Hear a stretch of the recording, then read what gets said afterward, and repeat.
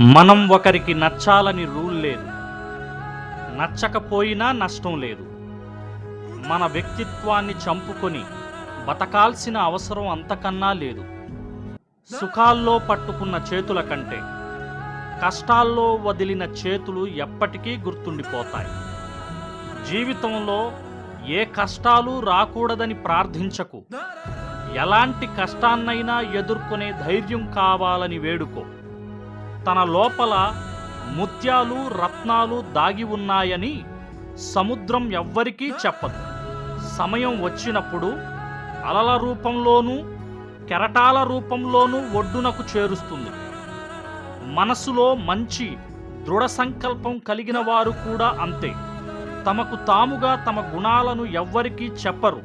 సమయం వచ్చినప్పుడు ముత్యాల వలె రత్నాల వలె అందరి ఎదుట మెరుస్తూ గొప్పవారిగా నిలబడతారు.